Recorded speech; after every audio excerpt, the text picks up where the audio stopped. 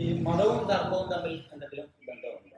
എല്ലാ മതങ്ങളും ധർമ്മത്തെ സപ്പോർട്ട് ചെയ്യുന്നു. അങ്ങനെ നമുക്ക് ഇങ്ങനെ എന്തെങ്കിലും ബന്ധമുണ്ടോ? ഈ ധർമ്മം എന്ന് പറയുമ്പോൾ നമ്മൾ എന്തെങ്കിലും ധർമ്മം കൊടുക്കുന്നത് മാത്രമാണോ? ഒരു ഉത്തരവാദിത്വം കടപ്പാടും കൂടെ അല്ലേ? ഇതിനെ പറഞ്ഞിട്ട് പറയാൻ പറ്റില്ല. നന്നായിക്കോട്ടെ, നമ്മൾ പറഞ്ഞു. പിന്നെ മറന്നുപോയി. ഇതിലിപ്പോ ഈ ഒറ്റ വിഷയം പറയാൻ പറ്റുള്ളൂ. വേദം എന്നുള്ള അറിവല്ലേ? അറിവിന് അന്ത്യമുണ്ടോ? എല്ലാം കൂടി ചെയ്തല്ലോ. ഓരോ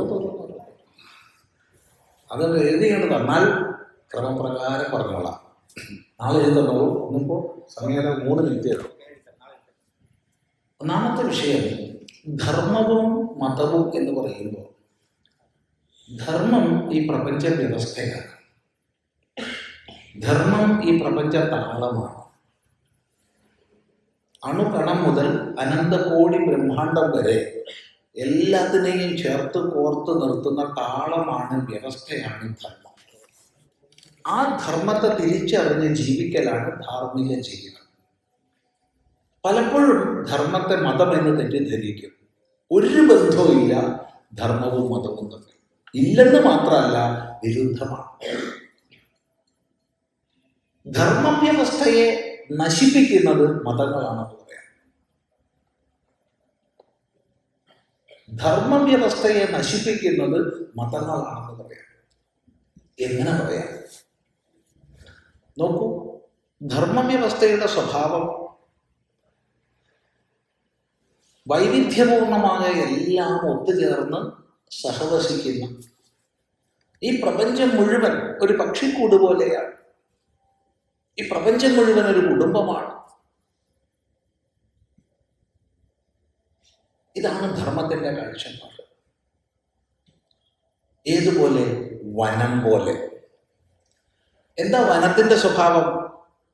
പല വർഗങ്ങളിൽപ്പെട്ട വൃക്ഷങ്ങളും വള്ളിപ്പടർപ്പുകളും ചെടികളും മൃഗങ്ങളും സസ്യങ്ങളും അതും ഇതും എല്ലാം ഒന്നിച്ച് സഹവസിക്കുന്ന സ്വാഭാവിക ജീവാവാസ വ്യവസ്ഥയാണ് വനം. അവിടെ ജൈവ വൈവിധ്യങ്ങൾ ഒന്നിച്ച് സഹവസിക്കുന്നു.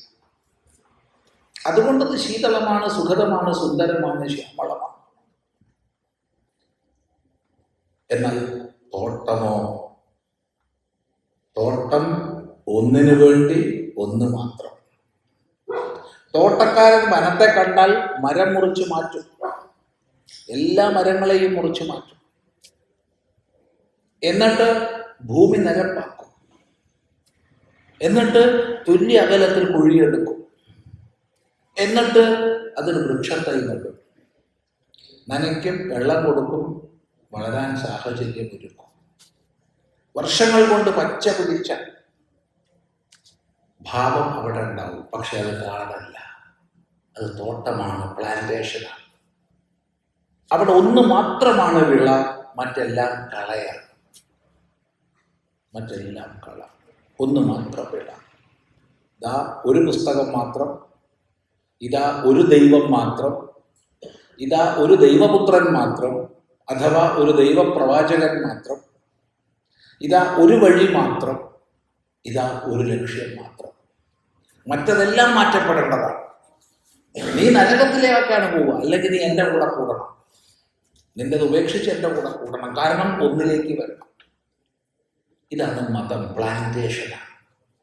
ഈ പ്ലാന്റേഷൻ നിർമ്മാതാക്കളാണ് ലോകത്തിൻ്റെ വൈവിധ്യത്തെ, സൗന്ദര്യത്തെ, വനങ്ങളെ നശിപ്പിച്ചത്. ഗ്രീസിൽ അവരത് ചെയ്തു, റോമിൽ അത് ചെയ്തു, ബാബിലോണിയയിൽ ചെയ്തു, മെസപ്പൊട്ടാമിയയിൽ ചെയ്തു, ഇന്നത്തെ ഇറാഖിലും ഇറാനിലും അമേരിക്കയിലും ഓസ്ട്രേലിയയിലും യൂറോപ്പിലും എല്ലാം ചെയ്തു. അവിടെയൊക്കെ ഉണ്ടായിരുന്ന പ്രാചീന സംസ്കാരങ്ങളെ, ധർമ്മവ്യവസ്ഥയെ സമൂലം നശിപ്പിച്ചു. അവിടെയൊക്കെ ഈ മതത്തിൻ്റെ പ്ലാന്റേഷൻ ഉണ്ടാക്കി.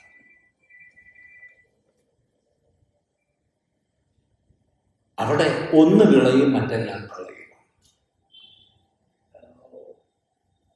ധർമ്മത്തിൻ്റെ കാഴ്ചപ്പാടല്ല. നീ നിന്റെ വിശ്വാസങ്ങളെ പാലിച്ചുകൊള്ളൂ, നീ നിന്റെ ആചാരങ്ങളെ പിന്തുടർന്നുകൊള്ളൂ, ഞാൻ എൻ്റെ വിശ്വാസങ്ങളെയും ആചാരങ്ങളെയും പിന്തുടരും. നമ്മൾ തമ്മിലുള്ള സ്നേഹത്തിനൊരു കുറവുമില്ല. ഞാൻ നിന്നെ അപമാനിക്കാൻ വരില്ല, പക്ഷെ എനിക്ക് ഉറപ്പുണ്ട് നീ എന്നെയും അപമാനിക്കാൻ വരരുത്. ഞാൻ നിന്നെ അവമാനിക്കാൻ വരില്ല, ഉറപ്പാണ്. പക്ഷെ അതുപോലെ നീ എന്നെയും അവമാനിക്കാൻ വരരുത്. ഇങ്ങനെ പരസ്പരം സഹവസിക്കുന്ന സ്വാഭാവികതയാണ് ധർമ്മവ്യവസ്ഥ. അതിനെ നശിപ്പിക്കുന്ന പ്ലാന്റേഷൻ വ്യവസ്ഥയാണ് മറ്റത് ധർമ്മം. അതുകൊണ്ട് ഒരിക്കലും മതവും ധർമ്മവും ഒന്നല്ല, ഭിന്നമാണ്.